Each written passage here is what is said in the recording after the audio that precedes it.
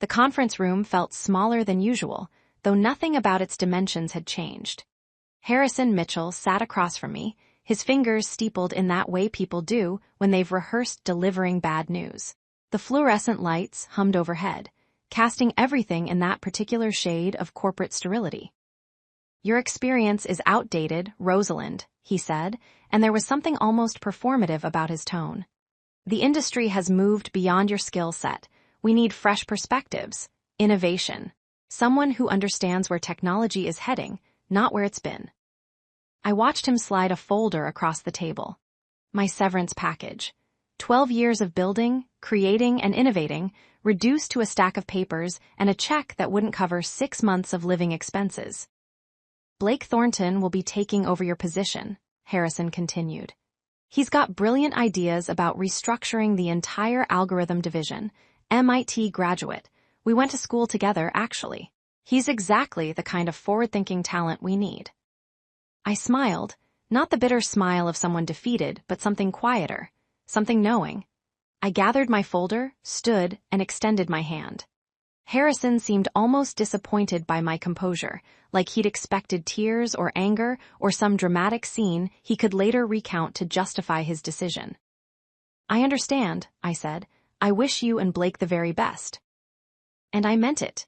Because what Harrison Mitchell didn't know, what he hadn't bothered to check, was that the core algorithm his entire company ran on, the one that generated approximately 73% of their annual revenue, wasn't company property. It was mine.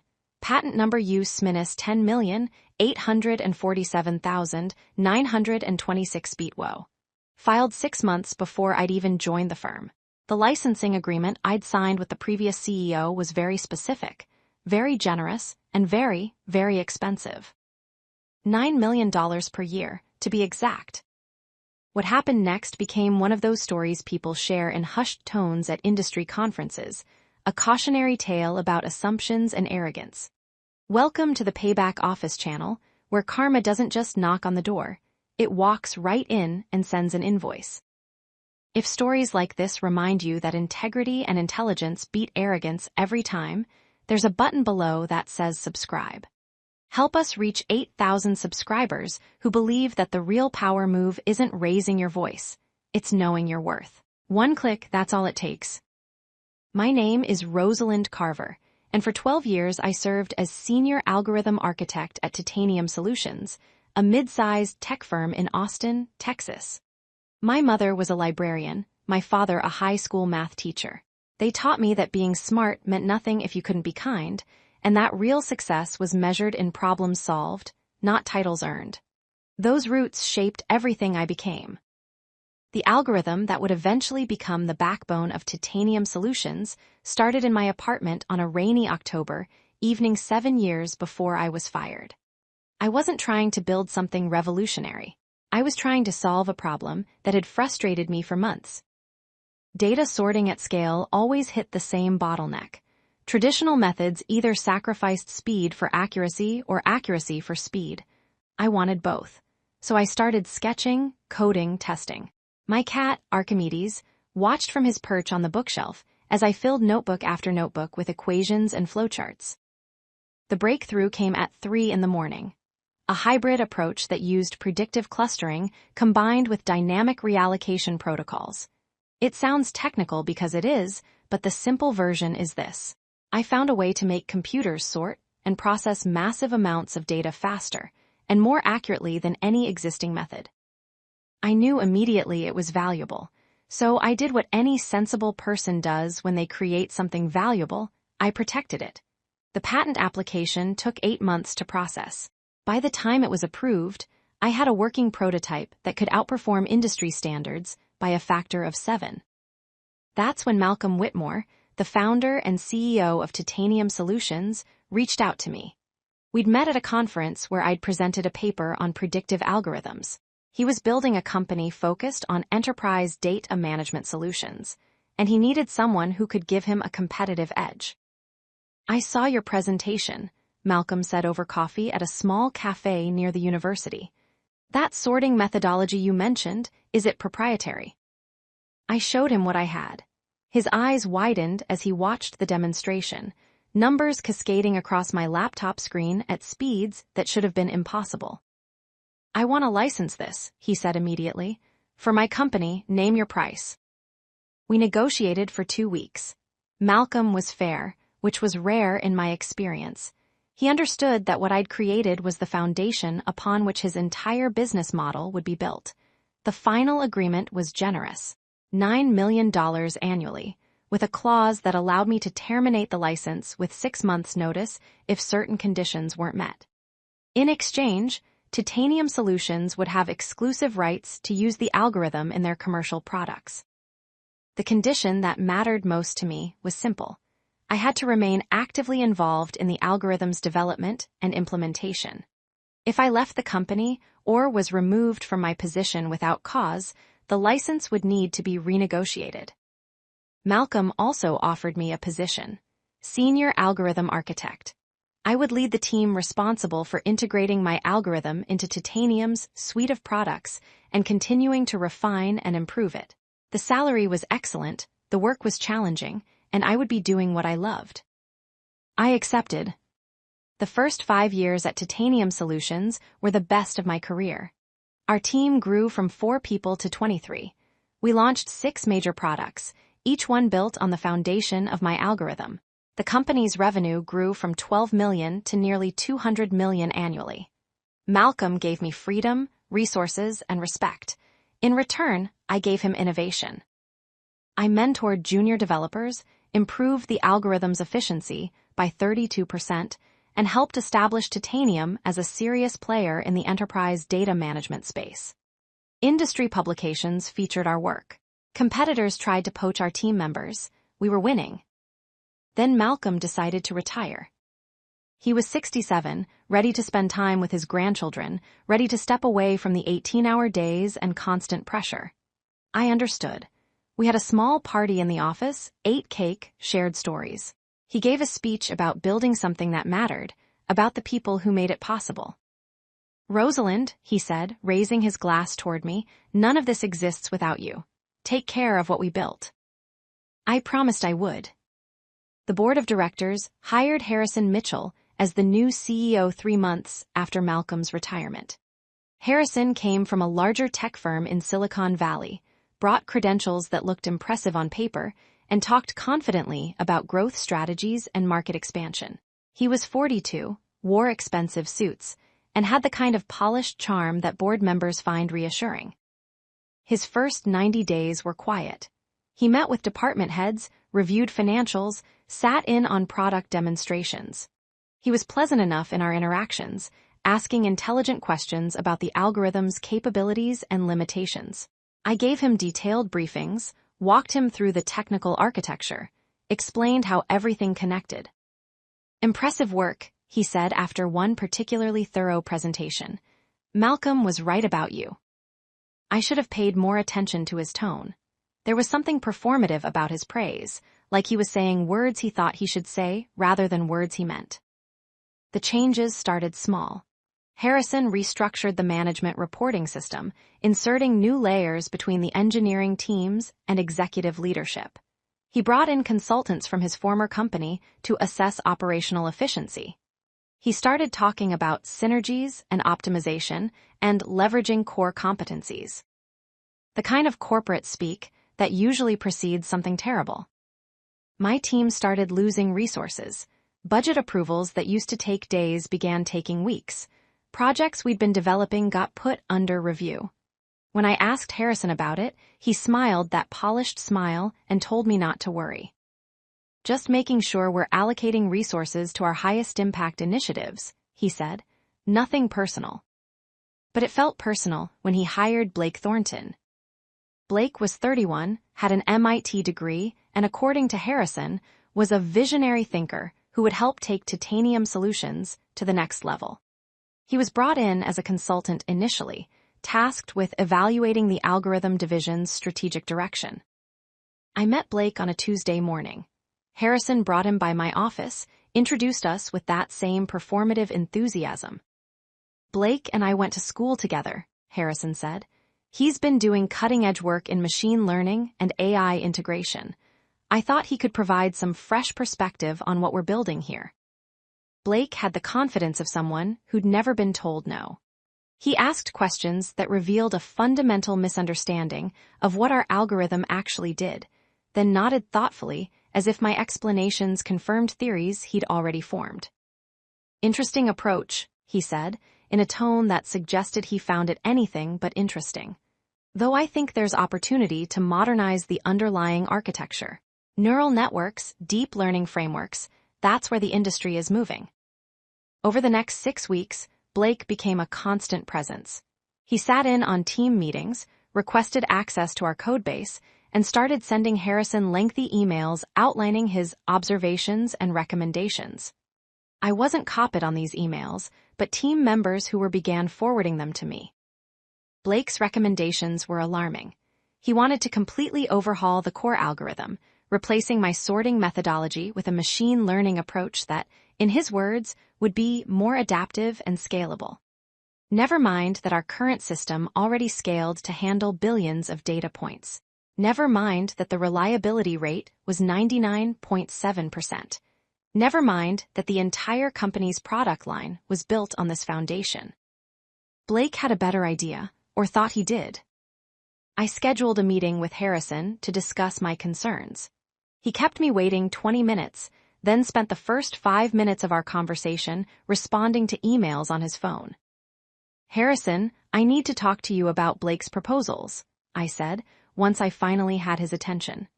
"The changes he's suggesting would destabilize our entire product ecosystem. We'd be replacing a proven system with an experimental approach that hasn't been tested at scale." Harrison set down his phone and leaned back in his chair. "Blake brings a fresh perspective. Sometimes when you're too close to something, you can't see its limitations." "I can see the limitations perfectly well," I replied. "I've spent 7 years refining this algorithm, addressing every edge case, improving efficiency. What Blake is proposing isn't innovation, it's demolition." "The industry is changing, Rosalind. AI and machine learning are the future. We need to evolve or we'll be left behind." "We're not being left behind. Our revenue is up 18% year over year. Customer satisfaction ratings are at an all-time high. We're not solving a problem, we're creating one." Harrison's expression shifted then, becoming cooler. "I appreciate your passion for your work, but strategic decisions about the company's direction are ultimately my responsibility. Blake will be providing ongoing consultation to help us modernize our approach." That's when I knew this wasn't about modernization or innovation. Harrison had already made his decision. Blake wasn't a consultant, he was my replacement. This meeting was just theater, a box to check so Harrison could say he'd listened to my concerns before dismissing them. I started preparing that same evening. Went home, pulled out my patent documentation, reviewed the licensing agreement I'd signed with Malcolm. Every word, every clause, every condition. The agreement was clear. If I was separated from the company, or if my role was substantially diminished without cause, the licensing terms would need to be renegotiated. I also started documenting everything. Emails, meeting notes, project reports, creating a clear record of my work, my contributions, and the systematic marginalization that was beginning. Blake's presence expanded. Harrison gave him an office on our floor, started including him in strategic planning meetings. Blake began presenting himself as a co-leader of the algorithm division, even though he had no official title or authority. He would interrupt team meetings to share his ideas, most of which revealed a fundamental misunderstanding of what we'd built. My team grew frustrated. Monica Reyes, one of my senior developers, came to my office one afternoon clearly agitated.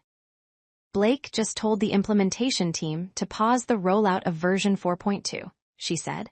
"He wants to evaluate whether it aligns with future architectural direction. We've been working on that rollout for 5 months. It's ready, customers are waiting for it." "I'll talk to Harrison," I said. But when I did, Harrison sided with Blake, said it was prudent to make sure all releases aligned with the company's new strategic vision. The rollout was postponed indefinitely. Months of work just shelved. That's when team members started leaving. Monica put in her notice first, took a position at a competitor. Then James Kowalski, our lead systems architect. Then Amelia Zhang, who'd been with me since the beginning. Each of them told me the same thing. They weren't leaving me, they were leaving the chaos that Blake and Harrison were creating. I wrote recommendation letters for all of them. Glowing, honest letters that helped them land excellent positions elsewhere. I was happy for them and heartbroken at the same time. We'd built something special, and I was watching it crumble. The meeting where Harrison fired me happened on a Thursday in March. He scheduled it as a quarterly review, but I knew the moment I walked into that conference room and saw the folder on the table what was actually happening. Blake was there too, sitting in the corner with a laptop, pretending to work but obviously present to witness my dismissal. Harrison delivered his prepared speech. My experience was outdated. The industry had moved beyond my skill set. Fresh perspectives were needed. Blake would be taking over the algorithm division. It was all very professional, very polished, very rehearsed. I let him finish. Let him slide the severance folder across the table. Let him express his confidence that Blake would bring innovative thinking to the role. Then I smiled, shook his hand, and left. I didn't clean out my desk. Didn't say goodbye to the remaining team members. Just walked out of that building for the last time, got in my car, and drove home. Then I called my attorney. Douglas Brennan had handled my patent filing and the original licensing agreement with Malcolm. He was 63, meticulous, and knew intellectual property law better than anyone I'd ever met. They fired you, he said, after I'd explained the situation. Effective immediately. Without cause. Harrison claimed my experience was outdated, that they needed fresh thinking. He's replacing me with a friend from college who has no experience with our systems. I heard papers rustling on Douglas's end of the call. He was pulling up the licensing agreement, I knew, reading through the termination clauses. Rosalind, you understand what this means? I do. The license terminates in 6 months unless they renegotiate terms. And given that you were removed without cause, which this clearly is, you have no obligation to offer the same terms. I know. They're going to fight this. Argue that the algorithm was work for hire, that it belongs to the company. Let them argue. The patent was filed before I ever joined Titanium Solutions. The dates are clear. The licensing agreement is explicit. This isn't a gray area. Douglas was quiet for a moment. You want me to send the formal notice? Give it 2 weeks, let them settle in, let Blake start making changes, then send it. I spent those 2 weeks doing something I hadn't done in years, absolutely nothing work-related. I read books, took long walks, visited my parents, slept until 9 in the morning. Archimedes seemed puzzled by my constant presence, unsure whether to be pleased or concerned by this disruption to his routine. I also started sketching ideas for what would come next. Because the algorithm that Titanium Solutions was about to lose access to was 7 years old. I'd improved it significantly during my time at the company, yes, but the core methodology was aging. I had ideas for the next generation. Better ideas. Ideas that would make the current version look like a steam engine compared to a rocket ship. On day 14, Douglas sent the formal notice to Harrison and Titanium Solutions Board of Directors. The letter was brief and precise. Due to the termination of Rosalind Carver's employment without cause, the licensing agreement for patent use -$10,847,926 BTW would expire in 6 months as per Section 7, Clause 3 of the original agreement. All use of the patented algorithm would need to cease unless new terms were negotiated. Douglas called me 3 hours after sending the letter. You should hear Harrison's voicemail, he said, and I could hear the smile in his voice. I'll spare you the profanity, but the general theme is disbelief and panic. He didn't check the licensing terms before firing me. Apparently not. Neither did their legal team, or someone would have caught this. Harrison's demanding a meeting. The meeting happened in Douglas's office, neutral territory. Harrison brought Titanium Solutions' general counsel, a sharp woman named Diane Ashford. Diane was 50-something, professional, and looked like she'd spent the last 72 hours trying to find a loophole in an airtight agreement. Harrison looked different than I'd ever seen him. The polished charm was gone, replaced by barely controlled anger and what might have been fear. Blake wasn't with him.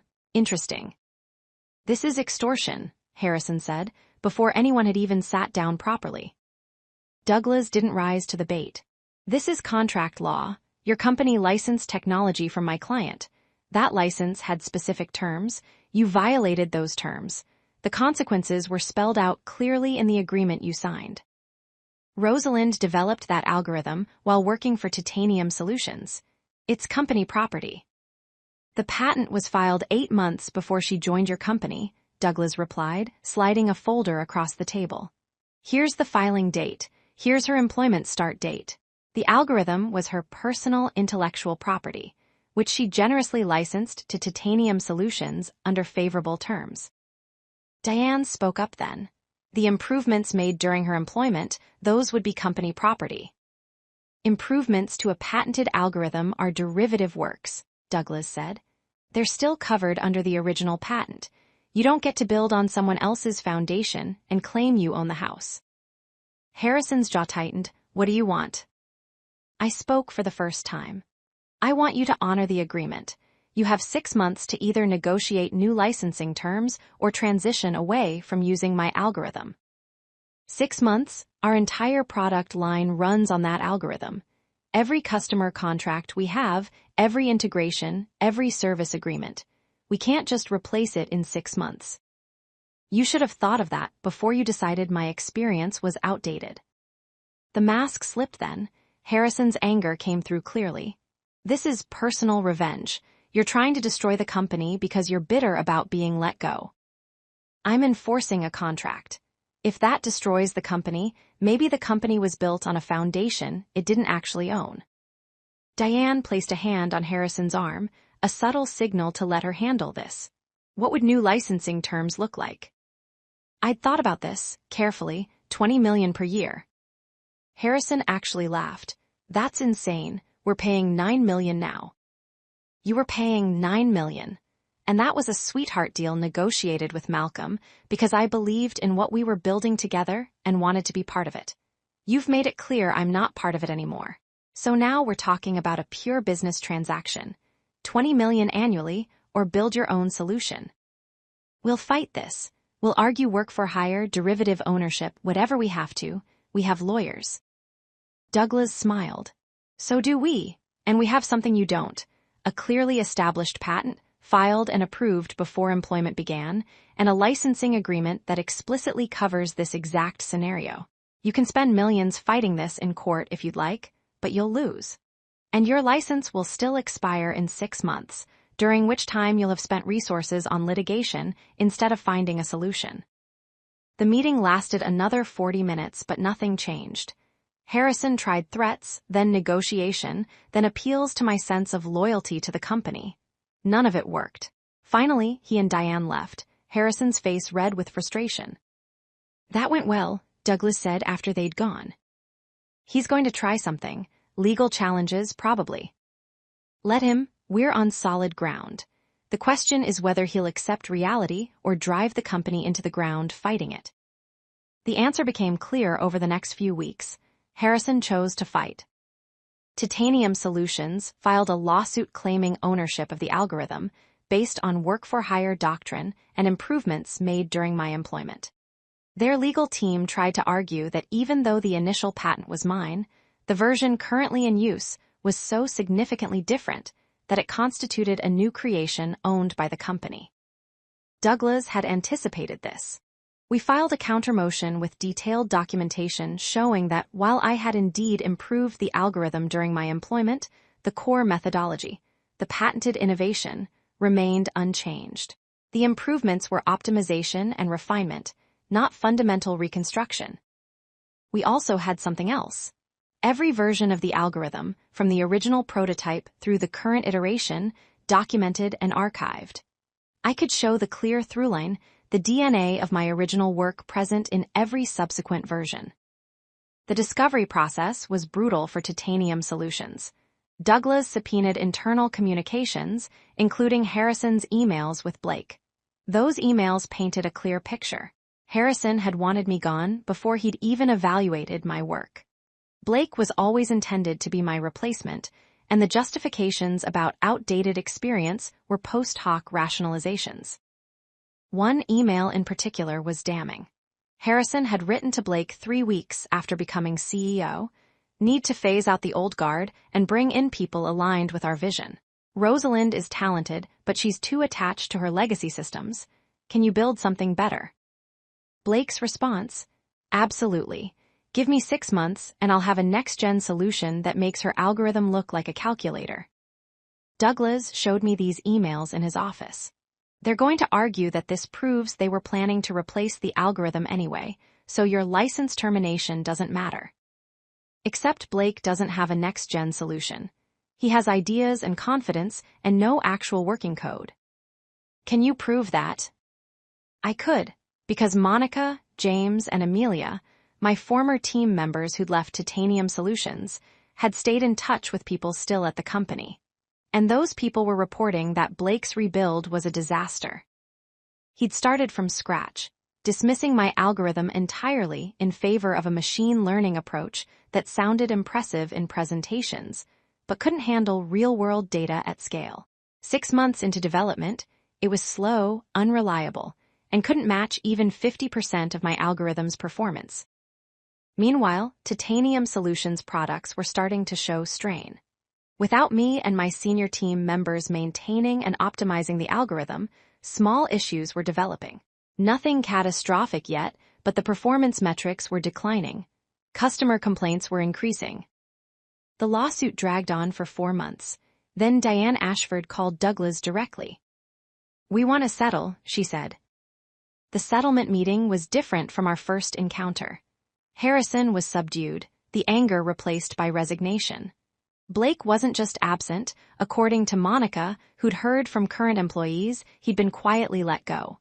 His replacement algorithm had failed its critical stress tests, crashing when handling real customer data loads. $20 million is not feasible, Diane said. The board has reviewed the financials. At that licensing cost, we'd be operating at a loss. Then transition to a different solution, I said. In 6 months, it's not possible. Blake's rebuild failed. We've consulted with 3 other firms about developing an alternative. The fastest timeline any of them gave us was 18 months, and that's if everything goes perfectly. Harrison spoke then, his voice flat. "You've made your point. You want revenge, you have it. Congratulations." "This isn't revenge. This is consequence. You fired me because you thought I was disposable. You thought the value I brought could be easily replaced by someone younger with more impressive credentials. You were wrong." Diane pulled out a folder. "We have a counteroffer. $12 million per year for the license, and we'd like to bring you back as a consultant to help stabilize the current system and potentially develop next-generation improvements." I shook my head. "I'm not coming back, not as an employee, not as a consultant. That bridge is burned." "Then what do you want?" I'd thought about this carefully over the months since my firing. What I wanted, what was fair, what would give me what I deserved while not being needlessly vindictive. $15 million per year for a 5-year license. Non-negotiable, no annual renegotiation. After 5 years, we revisit terms based on the company's performance and needs. 15 is still. 15 is below my asking price and gives you cost certainty for 5 years. It's also significantly less than it would cost you to develop an alternative solution, even if you could find someone capable of doing it, which, based on Blake's performance, seems unlikely. Harrison looked at Diane, who was already doing math on her legal pad. She nodded slightly. "We'll need board approval," Diane said. "You have 2 weeks. After that, the offer expires and we go back to $20 million on an annual basis." The board approved it in 10 days. Douglas drew up the new licensing agreement, this one with even more explicit protections for my intellectual property. Titanium Solutions would pay $15 million annually for 5 years. They would receive no ownership rights, no claim to derivative works, nothing beyond the license to use the algorithm in their commercial products. the wire transfer hit my account on a Tuesday morning. $15 million. I sat in my kitchen, drinking coffee, watching Archimedes chase a dust mote through a beam of sunlight, and tried to process what had happened. I'd been fired for being outdated, for lacking vision, for not being the future Harrison Mitchell wanted for his company, and in response, I'd secured a licensing deal that would pay me $75 million over 5 years, plus whatever came after when we renegotiated. Douglas called that afternoon. How does it feel? Surreal. You earned it, every penny. What's next for you? What was next? I'd been thinking about that. The algorithm that Titanium Solutions was licensing was good, but it was 7 years old. I'd learned so much since creating it. I had ideas for improvements, for entirely new approaches that could handle emerging challenges in data processing. I'm going to build something new, I told Douglas. The next generation, something that makes my current algorithm look like a steam engine. And then license it to Titanium Solutions for another fortune. No, this one I'm keeping. I'm going to start my own company. Starting Vertex Analytics took 8 months of planning and preparation. I brought in Monica, James, and Amelia from the beginning, offering them equity and salaries that reflected their true value. We set up shop in a small office park in North Austin, nothing fancy, but ours. The algorithm I'd been developing, code-named Prism, was a complete reimagining of data sorting and analysis. It incorporated machine learning elements, but unlike Blake's failed approach, it used ML to optimize and enhance a solid foundational architecture rather than replacing proven methodology with experimental technology. Prism was faster than my original algorithm by a factor of 12. It was more accurate, more adaptable, more efficient. It could handle data types and structures that my original algorithm struggled with. It was, without false modesty, the most advanced data processing algorithm on the market. We filed the patent on a Friday afternoon. By Monday morning, I started reaching out to potential clients. The market response was immediate and enthusiastic. Word had spread through the industry about what had happened at Titanium Solutions, about the employee who'd been fired for being outdated, only to reveal that she owned the technology the company depended on. I'd become something of a legend in tech circles, a cautionary tale for arrogant executives and an inspiration for undervalued technical talent. Companies wanted to work with me, not just to license Prism, though there was plenty of interest in that. They wanted me to consult, to speak at conferences, to help them avoid making the same mistakes Harrison Mitchell had made.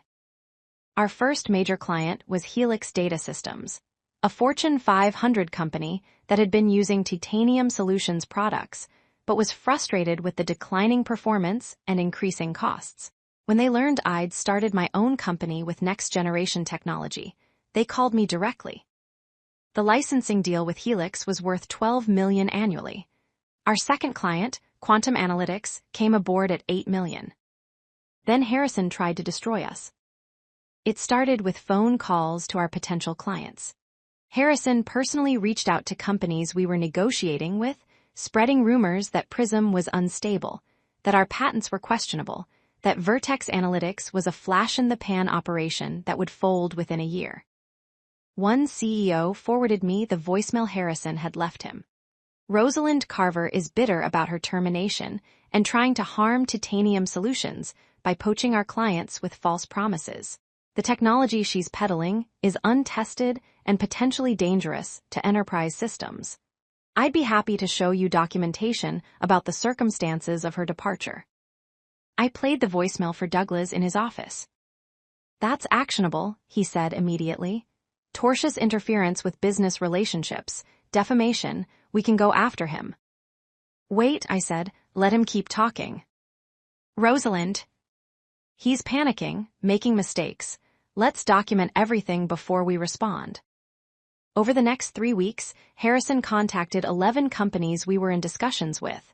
Some ignored him. Others called us to verify his claims. Each time, I calmly provided documentation. Our patent filings, independent performance tests of Prism, client testimonials from Helix and Quantum Analytics. The companies that called us ended up signing with us. Harrison's interference was backfiring spectacularly. Then he escalated. A trade publication ran an article titled Patent Disputes, Cloud New Algorithm Startup. The piece was filled with anonymous sources questioning whether I had legal rights to the technology powering Vertex Analytics. It suggested that Titanium Solutions had legitimate ownership claims that were being litigated. None of it was true. Our patents were clean, no disputes, no litigation, but the article damaged our credibility. 2 potential clients put negotiations on hold pending legal clarification. I traced the article back to its source. The journalist, a young reporter named Austin Kelly, had been fed the entire story by a senior executive at a major data management firm who'd provided documents and background information. Harrison had planted the story. Douglas wanted to sue immediately. This crosses every line. It's demonstrable, malicious defamation. Not yet, I said. I want to give Harrison enough rope to hang himself with. I called Austin Kelly directly, introduced myself, asked if he'd be interested in seeing the actual documentation regarding Vertex Analytics patents and legal status. I'd welcome that, Austin said. He sounded young, nervous.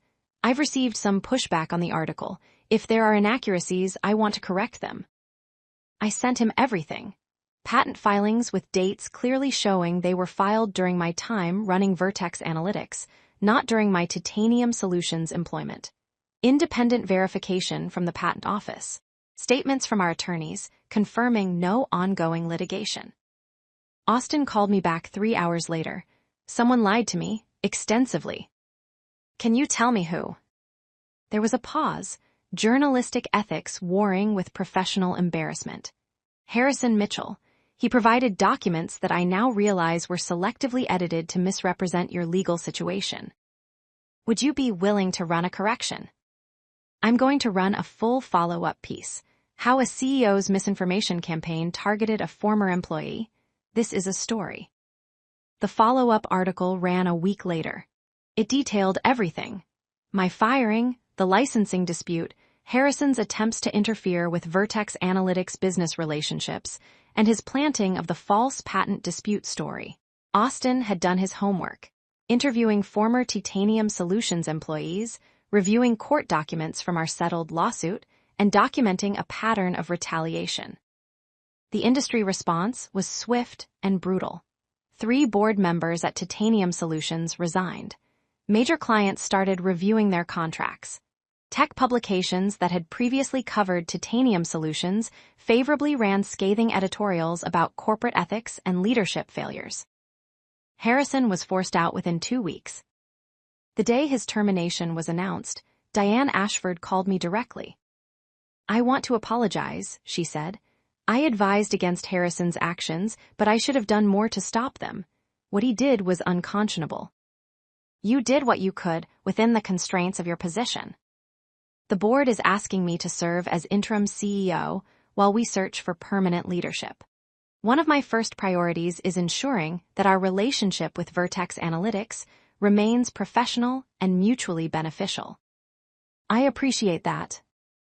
I also want you to know that we've implemented new protocols regarding employee intellectual property and licensing agreements. What happened to you won't happen to anyone else here. After the call ended, I sat in my office, processing the whirlwind of the past year. Harrison had tried to bury me twice, first by firing me, then by sabotaging my new company. Both times, his arrogance had been his undoing. By the end of our first year, Vertex Analytics had 6 major clients and revenue of $42 million. Meanwhile, Titanium Solutions was struggling. The $15 million annual licensing fee, combined with the loss of key talent and Harrison's other strategic missteps, had put significant pressure on their margins. Their stock price had declined by 38%. Industry publications that had once praised the company now ran articles questioning its leadership and direction. I didn't take pleasure in their struggles, exactly, but I didn't feel guilty either. Harrison had made his choices. He'd prioritized ego and cronyism over competence and respect. He'd assumed that the brilliant, innovative work being done at his company was somehow the company's inherent property, rather than the result of specific talented individuals. He'd learned otherwise, expensively. 18 months after founding Vertex Analytics, I got an unexpected call. Malcolm Whitmore, Titanium Solutions founder and former CEO, wanted to have coffee. We met at the same cafe where we'd first discussed licensing my original algorithm 8 years earlier. Malcolm looked older, but good, relaxed in a way I'd never seen him during his CEO years. "I heard about what happened," he said after we'd ordered. "Harrison and Blake, the lawsuit, all of it." "I assumed you had." "I want to apologize." That surprised me. For what? For selling the company to someone I hadn't properly vetted. For not ensuring that the culture we'd built would be protected. For putting my desire to retire ahead of my responsibility to the people who'd built Titanium Solutions into what it was. I shook my head. "You don't owe me an apology, Malcolm. You gave me an opportunity when I needed one. You treated me with respect and fairness. What Harrison did after you left isn't your fault." Still, I built that company from nothing. I was proud of what we created, the team we assembled, and I handed it over to someone who dismantled it out of arrogance and stupidity. The company still exists. Barely. The board is talking about selling. Stock's in the toilet. Half the original team is gone. Harrison's going to be out by the end of the quarter. I didn't know what to say to that. Harrison's failure was his own doing, but there was something sad about watching something we'd all built together fall apart. Malcolm stirred his coffee, not looking at me. "How much would it cost to license Prism?" I met his eyes. "For Titanium Solutions." "Hypothetically, if someone who actually understood the value of what you do was running the company, someone who wanted to rebuild it into what it should be. Are you coming back?" The board asked me to consider it. Temporary position, 6 months to stabilize things and find a proper replacement. I'm too old for this full-time, but I could do 6 months, especially if I had the right technology partner. I thought about it. Vertex Analytics was thriving. We had multiple clients, growing revenue, a fantastic team. We didn't need Titanium Solutions. But there was something appealing about coming full circle, about helping rebuild what Harrison had damaged. $20 million annually, I said. But I want board seats for myself and 2 team members of my choosing. Advisory positions, not operational control, but real input on strategic direction. Malcolm smiled. "Done, assuming I can convince the board to bring me back, which I think I can." The deal came together over the next 2 months. Malcolm returned as interim CEO. The board, desperate for stability and credibility, agreed to my terms. Titanium Solutions licensed Prism and began the process of transitioning away from my original algorithm. With Malcolm back in charge and my technology powering their products, Titanium Solutions began to recover. Not overnight, the damage Harrison had done was significant, but steadily. Stock price stabilized, then began climbing. Customer satisfaction improved. The team started rebuilding. Harrison, meanwhile, disappeared from the industry. The lawsuit, the failed Blake experiment, the company's near collapse under his leadership, all of it had destroyed his reputation. The last I heard, he'd moved to Florida and was working in real estate. Blake's trajectory was similar. Word got around about the algorithm project that had failed spectacularly. No serious tech company would touch him. Eventually, he ended up at a small startup doing work well below the level he'd claimed to be capable of. 3 years after being fired, I stood in front of 800 people at the National Tech Leadership Conference, delivering the keynote address. The title of my talk was The Hidden Value: Why Technical Excellence Matters More Than Ever. I told the story, not all of it. Some details were private, some were covered by settlement agreements, but the core narrative, being fired for being outdated, the patent I owned, the licensing fees, the company I'd built, the lessons learned. The point isn't revenge, I told the audience. It's recognition. Technical talent, the people who actually build the things that make companies valuable, are often treated as replaceable, as cogs in a machine, as overhead to be minimized. But in a technology company, technical excellence isn't overhead, it's the product. It's the foundation. It's everything. The standing ovation lasted 3 minutes. Afterward, dozens of people wanted to talk, to share their own stories of being undervalued or dismissed. Young developers who'd been told they lacked leadership potential. Senior architects who'd been pushed out for being too expensive. Women and minorities who'd watched less qualified people get promoted ahead of them. I listened to all of them, gave advice where I could, offered encouragement, made connections to help people find new opportunities. Because that was the real lesson I'd learned. Not that revenge was sweet, though there was satisfaction in proving Harrison wrong. The real lesson was that your value doesn't depend on whether someone else recognizes it. If you know what you're worth, if you protect what you create, if you refuse to let arrogance and ignorance diminish you, then you can survive being underestimated. You can thrive. Vertex Analytics continued growing. By year 5, we had 43 employees, offices in 3 cities, and annual revenue exceeding $200 million. We'd become a major player in the enterprise data management space, competing directly with companies 20 times our size. Monica became our CTO. James led our systems architecture division. Amelia ran product development. The team we'd built at Titanium Solutions, scattered by Harrison's mismanagement, had reassembled into something stronger. I also started mentoring young developers, particularly women and people from underrepresented backgrounds in tech. Not through any formal program, just conversations, advice, connections, helping people avoid the pitfalls I'd encountered, encouraging them to protect their work, to know their worth, to not let anyone convince them they were less valuable than they actually were. One of those conversations happened at a smaller conference in Denver. A young woman named Sophie Morrison approached me after a panel discussion, nervous but determined. "I built something," she said. "An optimization protocol for distributed systems. It's really good. Like, significantly better than anything I've seen, but I don't know what to do with it. My employer thinks I should just hand it over, that anything I develop is automatically theirs." "Did you build it using company resources, on company time?" "No, nights and weekends, my own equipment. But my employment contract has this clause about intellectual property that's really broad." I'd seen those clauses.